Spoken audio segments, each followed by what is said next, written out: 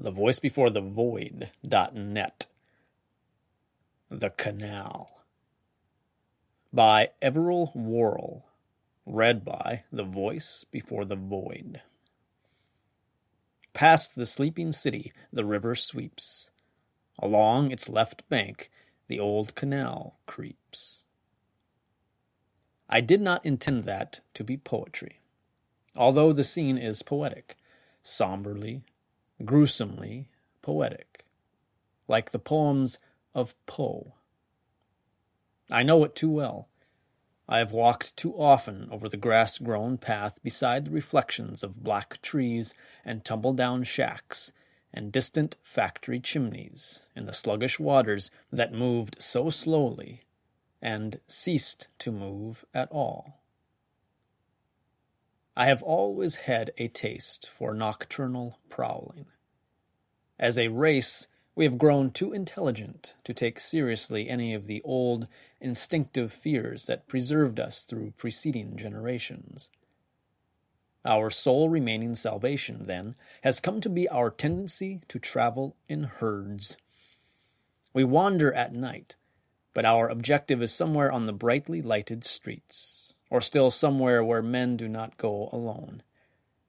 When we travel far afield, it is in company. Few of my acquaintance, few in the whole city here, would care to ramble at midnight over the grass-grown path I have spoken of, not because they would fear to do so, but because such things are not being done. Well, it is dangerous to differ individually from one's fellows. It is dangerous to wander from the beaten road. And the fears that guarded the race in the dawn of time and through the centuries were founded on reality. A month ago, I was a stranger here. I had just taken my first position. I was graduated from college only 3 months before, in the spring. I was lonely, and likely to remain so for some time, for I have always been of a solitary nature, making friends slowly. I had received one invitation out, to visit the camp of a fellow employee in the firm for which I worked, a camp which was located on the farther side of the wide river, the side across from the city and the canal, where the bank was high and steep and heavily wooded, and little tents blossomed all along the water's edge. At night, these camps were a string of sparkling lights and tiny leaping campfires, and the tinkle of music carried faintly far across the calmly flowing water. That far bank of the river was no place for an eccentric, solitary man to love. But the near bank, which would have been an eyesore to the campers had not the river been so wide, the near bank attracted me from my first glimpse of it. We embarked in a motorboat at some distance downstream, and swept up along the near bank, and then out and across the current. I turned my eyes backward. The murk of stagnant water that was the canal, the jumble of low buildings beyond it, the lonely, low-lying waste of the narrow strip of land between canal and river, the dark, scattered trees growing there, I intended to see more of these things. That weekend bored me, but I repaid myself no later than Monday evening, the first evening when I was back in the city, alone and free. I ate a solitary dinner immediately after leaving the office. I went to my room and slept from 7 until nearly midnight. I wakened naturally, then, for my whole heart was set on exploring the alluring solitude I had discovered. I dressed, slipped out of the house and into the street, started the motor in my roadster, and drove through the lighted streets. When I parked my car on a rough, cobbled street that ran directly down into the inky waters of the canal and crossed a narrow bridge, I was repaid. In a few minutes I set my feet on the old towpath where mules had drawn riverboats up and down only a year or so ago. As I walked upstream at a swinging pace, the miserable shacks where miserable people lived across the canal seemed to march with me, and then fell behind. The bridge I had crossed was near the end of the city going north, as the canal marked its western extremity. 10 minutes of walking, and the dismal shacks were quite a distance behind. The river was farther away, and the strip of wasteland much wider and more wooded, and tall trees across the canal marched with me as the evil-looking houses had done before. Far and faint, the sound of a bell in the city reached my ears. It was midnight.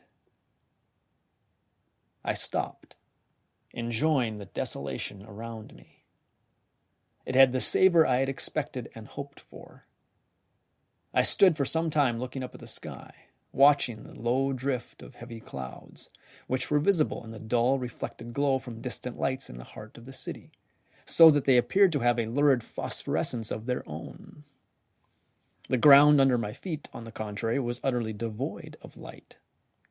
I had felt my way carefully, knowing the edge of the canal partly by instinct, partly by the even more perfect blackness of the water in it, and even holding fairly well to the path, because it was perceptibly sunken below the ground beside it. Now, as I stood motionless in this spot, my eyes upcast, my mind adrift with strange fancies, suddenly my feelings of satisfaction and well-being gave way to something different. Fear was an emotion unknown to me, for I had always been drawn to those things which make men fear.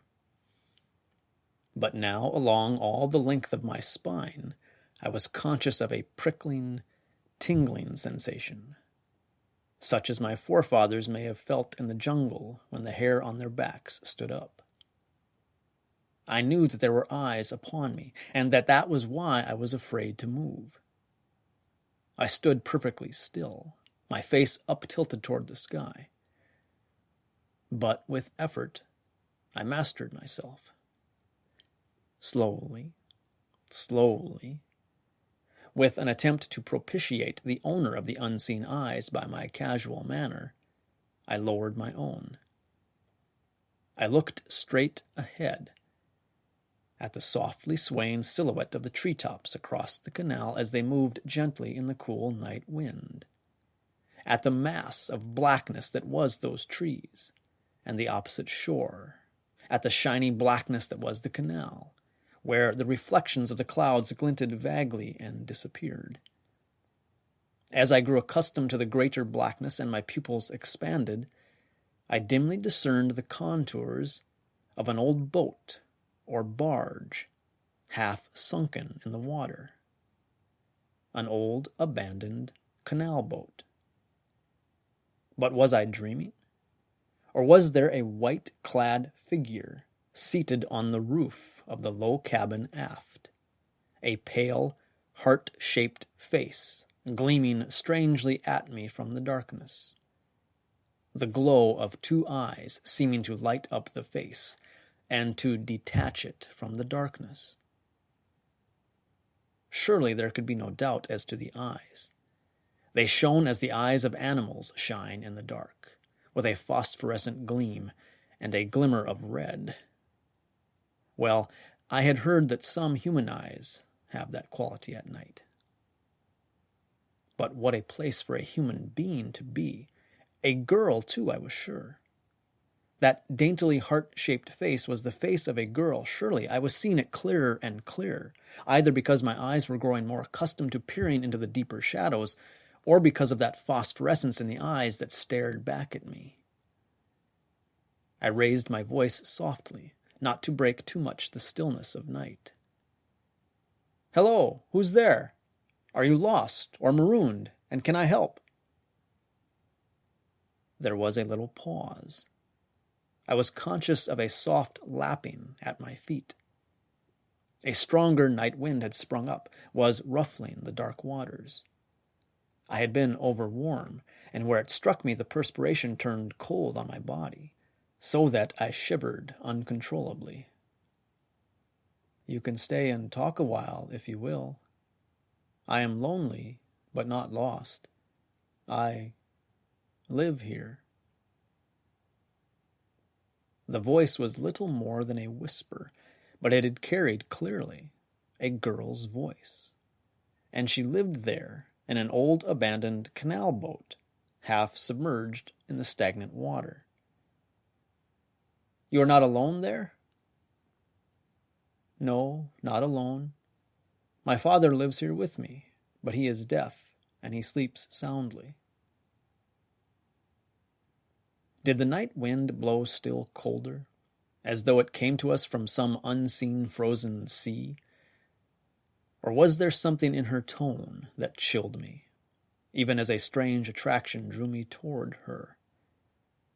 I wanted to draw near to her, to see closely the pale, heart-shaped face, to lose myself in the bright eyes that I had seen shining in the darkness. I wanted to hold her in my arms, to find her mouth with mine, to kiss it. I took a reckless step nearer the edge of the bank. "Could I come over to you?" I asked.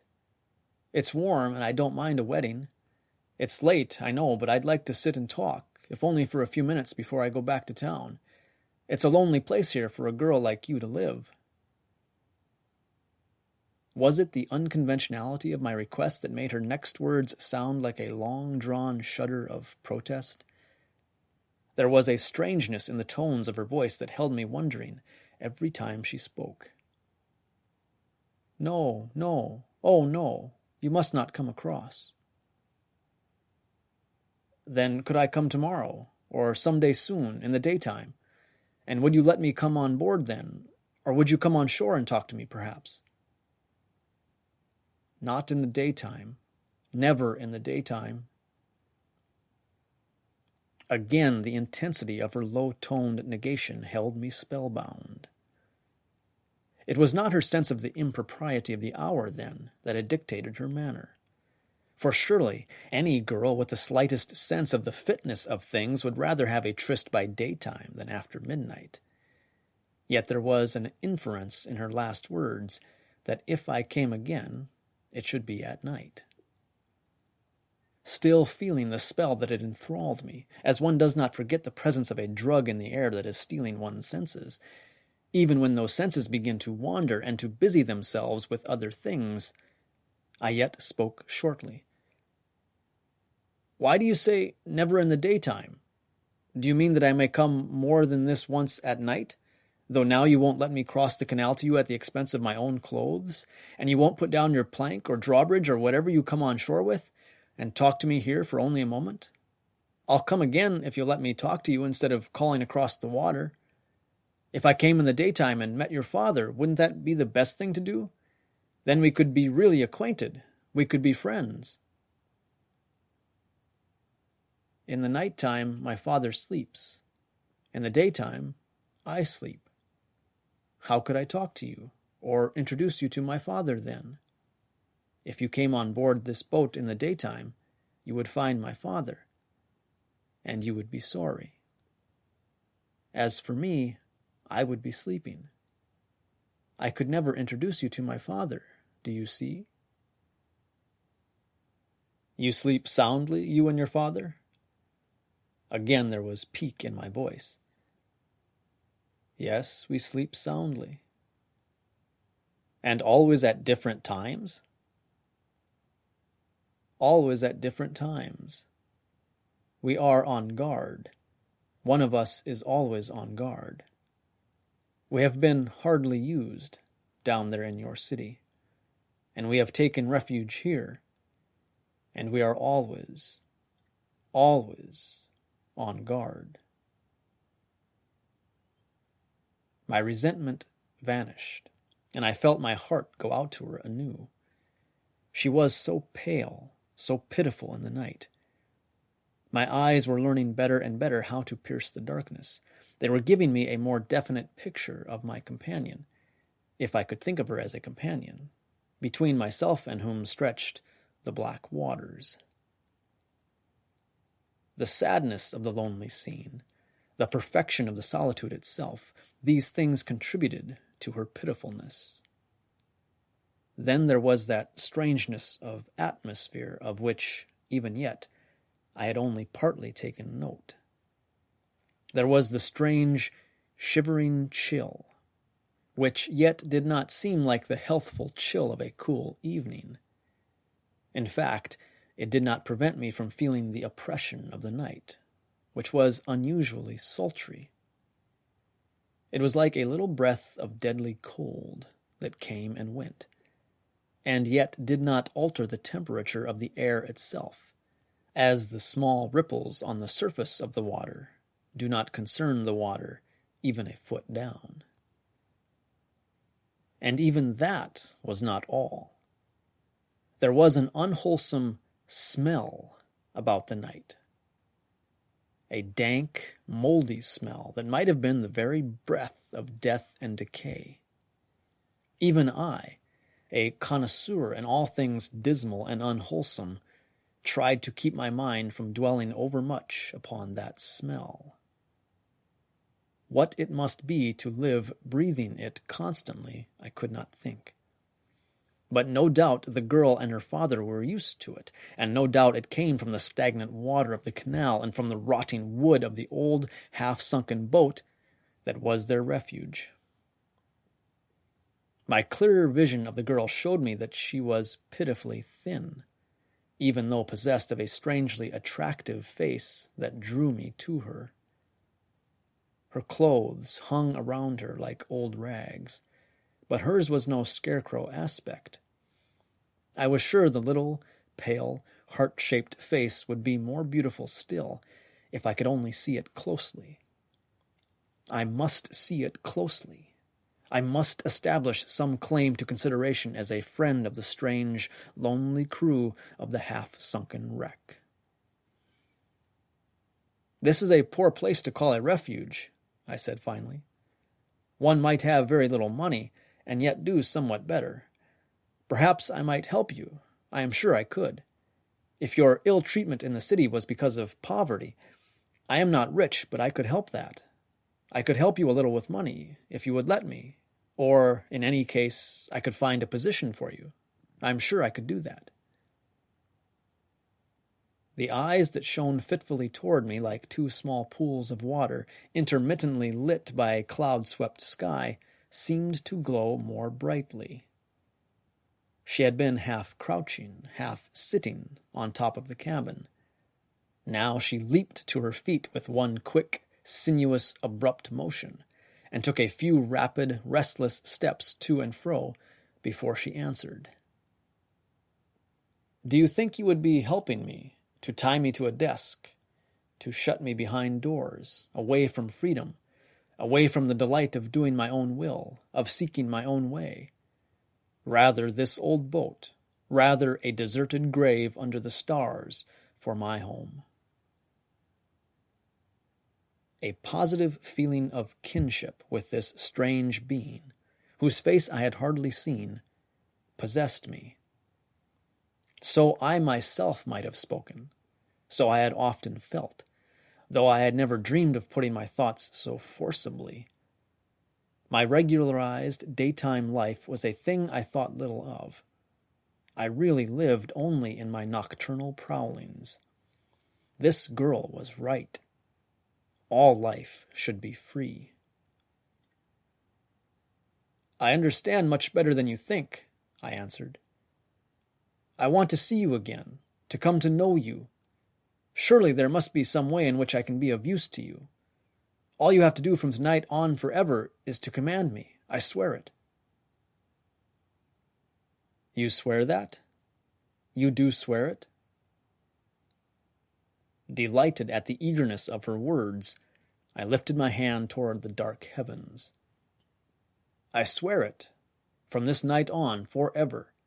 I swear it." "Then listen. Tonight you may not come to me, nor I to you. I do not want you to board this boat.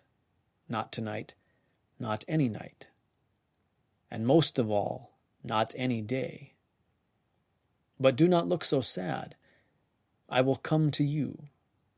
No, not tonight, perhaps not for many nights, yet before very long. I will come to you there, on the bank of the canal, when the water in the canal ceases to flow. I must have made a gesture of impatience or of despair. It sounded like a way of saying never, for why should the water in the canal cease to flow? She read my thoughts in some way, for she answered them. You do not understand. I am speaking seriously. I am promising to meet you there on the bank, soon. The water is moving always slower. Higher up, the canal has been drained. Between these lower locks, the water still seeps in and drops slowly downstream. But there will come a night when it will be stagnant, and on that night I will come to you. And when I come, I will ask of you a favor. It was all the assurance I could get that night. She had come back to the side of the cabin where she had sat crouched before, and she resumed again that posture and sat still and silent, watching me. Sometimes I could see her eyes upon me, and sometimes not. But I felt that their gaze was unwavering. The little cold breeze, which I had finally forgotten while I was talking with her, was blowing again, and the unwholesome smell of decay grew heavier before the dawn. I went away, and in the first faint light of dawn, I slipped up the stairs of my rooming house and into my room. I was deadly tired at the office next day, and day after day slipped away, and I grew more and more weary, for a man cannot wake day and night without suffering. I haunted the old towpath and waited, night after night, on the bank opposite the sunken boat. Sometimes I saw my lady of the darkness, and sometimes not.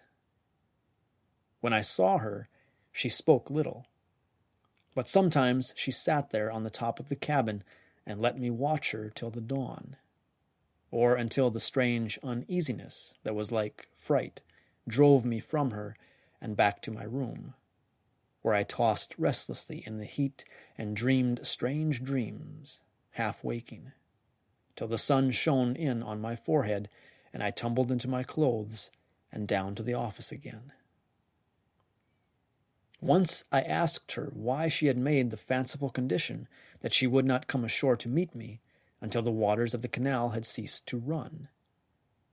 How eagerly I studied those waters, how I stole away at noontime more than once, not to approach the old boat, but to watch the almost imperceptible downdrift of bubbles, bits of straw, twigs, rubbish. But my questioning displeased her, and I asked her that no more. It was enough that she chose to be whimsical. My part was to wait. It was more than a week later that I questioned her again, this time on a different subject. And after that, I curbed my curiosity relentlessly. Never speak to me of things you do not understand about me, or you will not see me again. I had asked her what form of persecution she and her father had suffered in the city, that had driven them out to this lonely place, and where in the city they had lived. Frightened lest I lose the ground I was sure I had gained with her, I was about to speak of something else. But before I could find the words, her low voice came to me again. It was horrible, horrible. Those little houses below the bridge, those houses along the canal. Tell me, are not they worse than my boat? Life there was shut in and furtive. I wasn't free as I am now, and the freedom I will soon have will make me forget the things I have not yet forgotten. The screaming, the reviling and cursing. Think how you would like to be shut up in one of those houses, and in fear of your life. I dared not answer her. I was surprised that she had vouchsafed me so much. But surely her words meant that before she had come to live on the decaying, water-rotted old boat, she had lived in one of those horrible houses I passed by on my way to her, those houses each of which looked like the predestined scene of dark crime. As I left her that night, I felt that I was very daring. And yet, the next day, for the first time, my thoughts were definitely troubled. I had been living in a dream. I began to speculate concerning the end of the path on which my feet were set.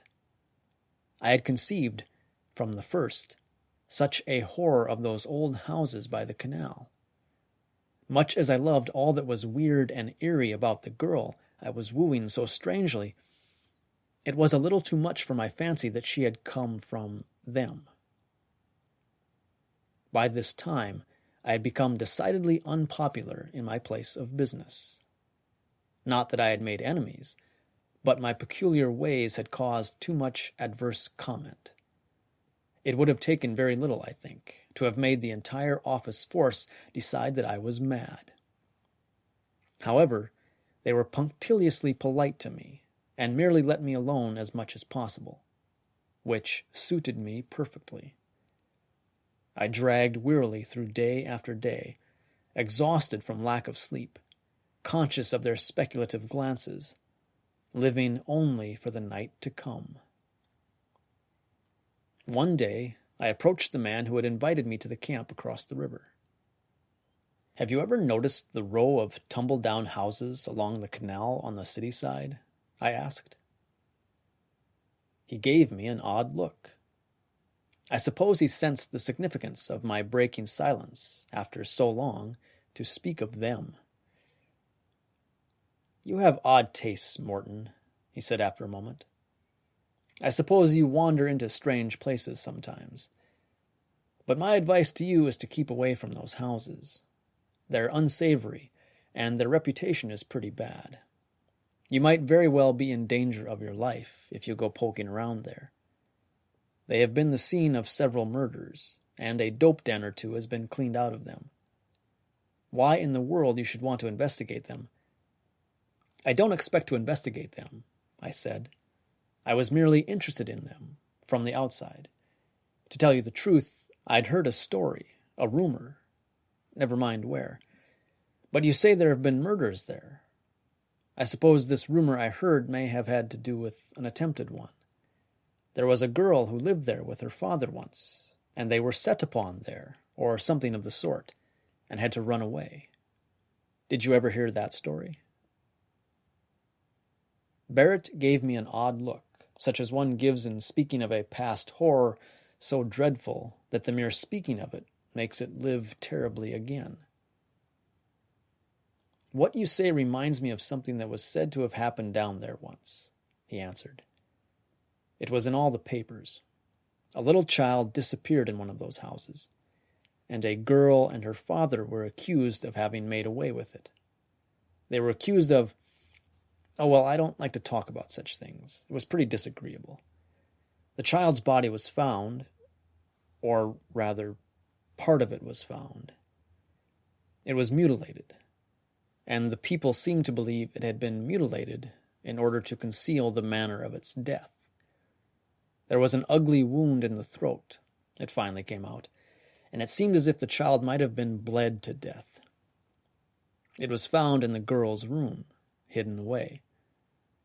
The old man and his daughter escaped before the police were called. The countryside was scoured, but they were never found. Why, you must have read it in the papers several years ago." I had read it in the papers, I remembered now. And again, a terrible doubt came over me. Who was this girl? What was this girl, who seemed to have my heart in her keeping? Befogged with exhaustion, bemused in a dire enchantment, my mind was incapable of thought.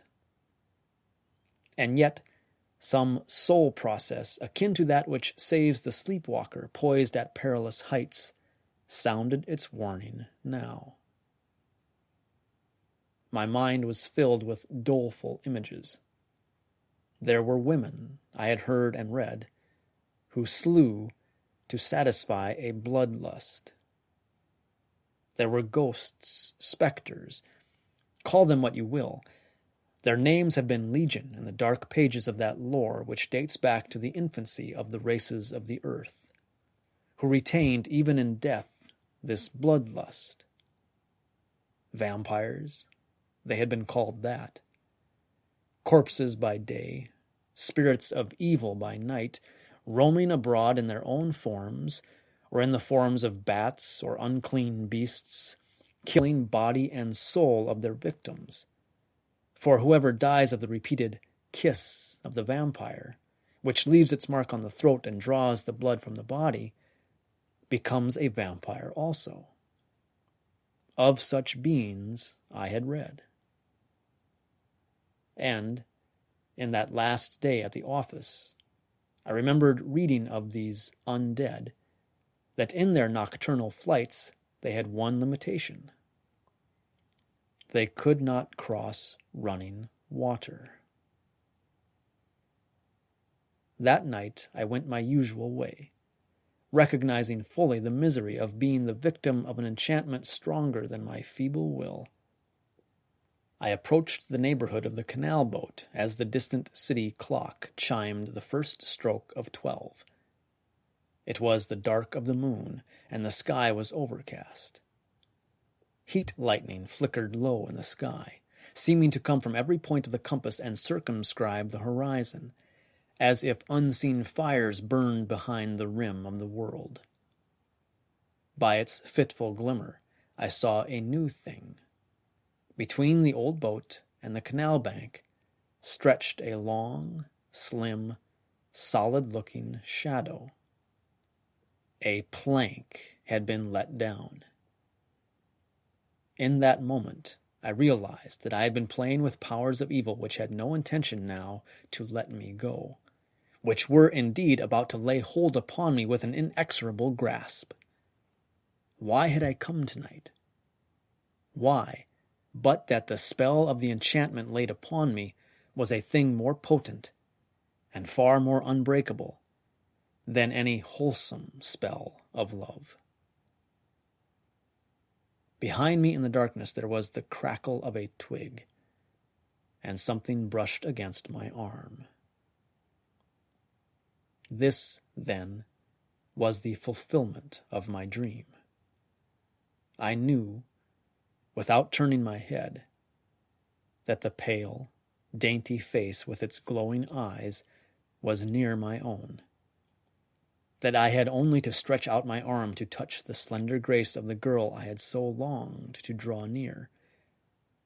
I knew, and should have felt the rapture I had anticipated. Instead, the miasmic odors of the night, heavy and oppressive with heat and unrelieved by a breath of air, all but overcame me. The little waves of coldness I had felt often in this spot were possessing all my body, yet they were not from any breeze. The leaves on the trees hung down motionless, as though they were actually wilting on their branches. With an effort, I turned my head. 2 hands caught me at my neck. The pale face was so near that I felt the warm breath from its nostrils fanning my cheek. And suddenly, all that was wholesome in my perverted nature rose uppermost. I longed for the touch of the red mouth, like a dark flower opening before me in the night. I longed for it, and yet more I dreaded it. I shrank back, catching in a powerful grip the fragile wrists of the hands that strove to hold me. I must not yield to the faintness that I felt stealing over me. I was facing down the path toward the city. A low rumble of thunder broke the torrid hush of the summer night. A glare of lightning seemed to tear the night asunder, to light up the universe. Overhead, the clouds were careening madly in fantastic shapes, driven by a wind that swept the upper heavens without causing even a trembling in the air lower down. And far down the canal, That baleful glare seemed to play around and hover over the little row of shanties, murder-cursed and haunted by the ghost of a dead child. My gaze was fixed on them, while I held away from me the pallid face and fought off the embrace that sought to overcome my resisting will. And so a long moment passed. The glare faded out of the sky, and a greater darkness took the world. But there was a near, more menacing light fastened upon my face, the light of two eyes that watched mine, that had watched me as I, unthinking, stared down at the dark houses. This girl, this woman who had come to me at my own importunate requests, did not love me, since I had shrunk from her. She did not love me, but it was not only that. She had watched me as I gazed down at the houses that held her dark past, and I was sure that she divined my thoughts. She knew my horror of those houses. She knew my newborn horror of her. And she hated me for it. Hated me more malignantly than I had believed a human being could hate.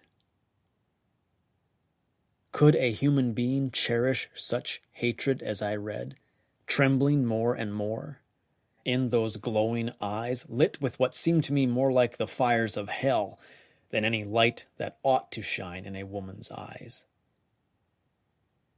At this point in the happenings of that night, my calmness deserted me. At this point, I felt that I had been drawn into the midst of a horrible nightmare from which there was no escape, no waking. As I write, this feeling again overwhelms me, until I can hardly write at all. Until, were it not for the thing which I must do, I would rush out into the street and run screaming until I was caught and dragged away, to be put behind strong bars. Perhaps I would feel safe there. Perhaps. I know that, terrified at the hate I saw confronting me in those redly gleaming eyes, I would have slunk away. But the two thin hands that caught my arm again were strong enough to prevent that. I had been spared her kiss, but I was not to escape from the oath I had taken to serve her. "You promised. You swore," she whispered at my ear. "And tonight you are to keep your oath." My oath. Yes, I had an oath to keep. I had lifted my hand toward the dark heavens and sworn to serve her in any way she chose. Freely and of my own volition, I had sworn. I sought to evade her. "Let me help you back to your boat," I begged. "You have no kindly feeling for me, and you have seen it. I love you no longer. I will go back to the city. You can go back to your father and forget that I broke your peace." The laughter that greeted my speech I shall never forget. "So you do not love me, and I hate you? Have I waited these weary months for the water to stop only to go back now? When the water was turned into the canal while I slept, so that I could never escape until its flow should cease because of the thing that I am. When the imprisonment we shared ceased to matter to my father. Come on board the deserted boat tomorrow and see why, if you dare. I dreamed of tonight. I have been lonely, desolate, starving. Now the whole world shall be mine, and by your help." I asked her what she wanted of me. I knew that there was that on the opposite shore of the great river where the summer camps were that she wanted to find. In the madness of my terror, she made me understand and obey her. I must carry her in my arms across the long bridge over the river, deserted in the small hours of the night. The way back to the city was long tonight. Long. She walked behind me, and I turned my eyes neither to right nor left. Only as I passed the tumble-down houses, I saw their reflection in the canal, and trembled at the thought of the little child this woman had been accused of slaying there, and at the certainty I felt that she was reading my thoughts. I know that we set our feet on the long, wide bridge that spanned the river. I know the storm broke there, so that I battled for my footing, almost for my life, it seemed, against the pelting deluge. And the horror I had invoked was in my arms, clinging to me, burying its head upon my shoulder. So increasingly dreadful had my pale-faced companion become to me that I hardly thought of her now as a woman at all. The tempest raged still when she leaped down out of my arms on the other shore. And again I walked with her against my will, while the trees lashed their branches around me, showing the pale underside of their leaves in the vivid, frequent flashes that rent the heavens. On and on we went, branches flying through the air and missing us by a miracle of ill fortune, such as she and I are not slain by falling branches. The river was a welter of whitecaps, flattened down into strange shapes by the pounding rain. The clouds, as we glimpsed them, were like devils flying through the sky. Past dark tent after dark tent we stole, and past a few where lights burned dimly behind their canvas walls. Outside a lighted tent, she stopped, motioning me back. I saw her dark form silhouetted against the tent, saw it move stealthily toward the door flap, saw it stand once more against the canvas wall and then grow in size and blur in outline as she moved away inside the tent. I heard her voice speak in those low, thrilling tones that had enchanted my soul at our first meeting. "I'm so sorry. I lost my way in the storm. Please let me stay a while. I'm so very tired and cold."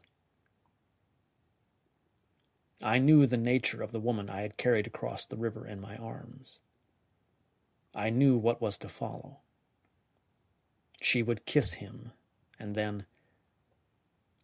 She had spared me the vampire kiss. She was so eager to use me as a tool, to get her away into the world of living men and women. And so now I might go free. Within this tent, tonight, she would satisfy the long-denied bloodlust. There had been that urgent hunger in her voice which told me so. The two voices in the tent fell so low I lost their words. Yet those low tones spoke for themselves. And there was nothing in the world I could do in the way of giving an alarm. You can't bolt into a man's tent and warn him against a beautiful woman to whom he is about to make love because she is a vampire. Having myself locked up in an asylum would save no one from the evil I had unwittingly loosed. Head bent under the rain that fell more quietly now, I climbed down to the water's edge. The wind had fallen. Reeds sighed along the riverbank. The crash of waves subsided to a somber lapping against the rocks. The clouds parted and drifted away horizonward as I stood long in thought, and the gibbous moon shone far and dim behind a mist veil. And I knew what I must do. I know, as I write these last words, that it is what I want to do. If love and hate are akin, so too are enchantment and horror. When my terrible love crept into the tent of that other man, I knew that, abhor her as I might, I could not live without her. She has spared me the vampire kiss, but I will have that from her, even as I save others from her curse. I have earned it with my soul. I will know that dark ecstasy, and I will ensure that no other knows it after me. It is strange how life leads one through the happy paths of childhood and of youth to an ordained destiny. I had a young uncle who loved tales of old knighthood, as I have loved the macabre. He made me a sword out of oak on a happy day in my boyhood. And when he went to volunteer in a war, he tipped the sword with a point. He fell in his first action, far on foreign soil. The sword hangs on my wall. I have never taken it down since he went away. The dawn broke at last, sick and storm-washed. I did not see them go, but I know that her victim lover will have carried her back across the bridge over the rushing water. For since she is what she is, she must go back to the old canal boat. There she must sleep until tonight. And there I will come to her then. I will take the tipped sword, and I will hold it behind me in the shadows. I have come back to be with you forever, I will say. There can be no other woman's face before my eyes, only yours, heart-shaped and pale and beautiful. I would leave heaven and go to hell for your kiss, and be glad. Kiss me now. And then I will take the wooden sword, for wood is fatal to all vampires of whatever age. I will take the wooden sword, and I will